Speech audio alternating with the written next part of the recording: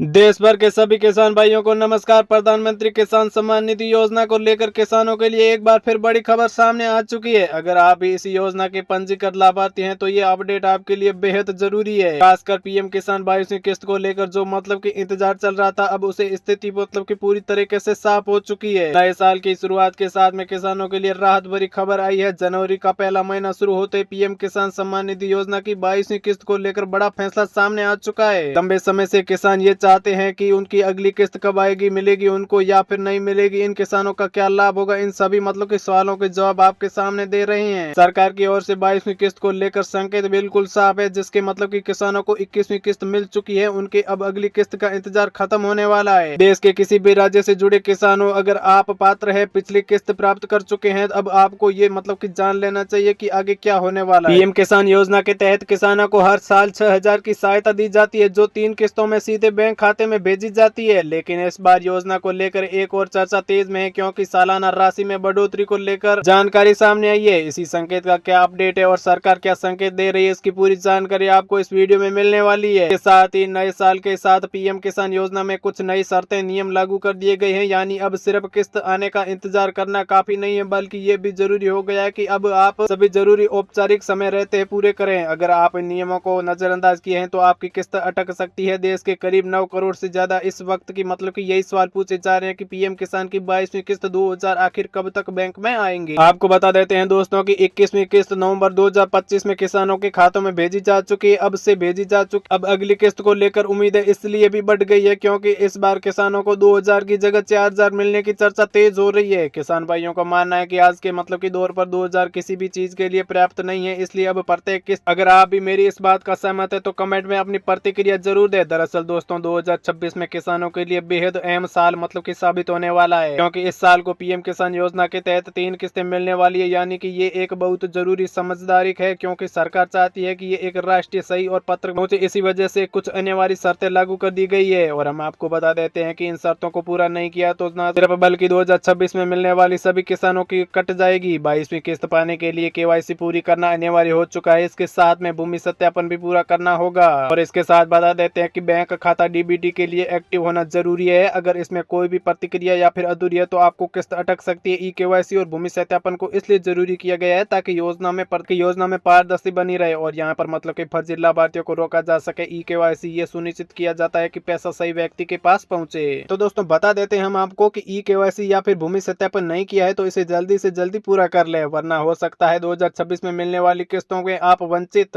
इसलिए वीडियो को अंत तक जरूर देखें, पूरी जानकारी समझे। अगर आप पहली बार चैनल पर आए हो तो चैनल को सब्सक्राइब जरूर कर दीजिए। इस वीडियो को अपने दूसरे किसान भाइयों तक व्हाट्सएप पर और फेसबुक के जरिए पहुंचा दे, ताकि हर किसी समय रहते जरूरी काम पूरा कर सके और किसी भी किस्त से वंचित न हो। तो चलिए आगे बढ़ते हैं। तो दोस्तों अब पीएम किसान सम्मान निधि योजना से जुड़ा एक और बड़ा बदलाव सामने आया है, जिसके मतलब कि हर किसान की गंभीरता को समझते हुए सरकार ने अब यूनिक फार्म आईडी को अनिवार्य कर दिया है। यानी अब सिर्फ ई केवाईसी करवाना काफी नहीं होगा आपके लिए। अगर किसी भी किसान के पास फार्मर आईडी नहीं है तो उसे आने वाली किस्त का लाभ नहीं मिलने वाला है। सरकार ने साफ कर दिया है कि आगे किसी भी केवल मतलब कि उन्हें फार्मर आईडी बहुत ज्यादा जरूरी है। इसके जरिए किसानों से जुड़ी पूरी जानकारी एक ही प्लेटफॉर्म पर उपलब्ध होगी। इसमें किसी भी जमीन पूरा विवरण दर्ज होता है, जो मतलब कि अगली बार कौन सी फसल बोएंगे और पिछली बार कौन सी फसल बोई थी उसका पूरा रिकॉर्ड उसके पास होगा। खाद्य और बीज से जुड़ी जानकारी होती है, पशुपालन का डाटा जुड़ा हुआ होता है और यहाँ तक कि परिवार की आय से जुड़ी बेसिक जानकारी भी इस कार्ड में लिंक होती है।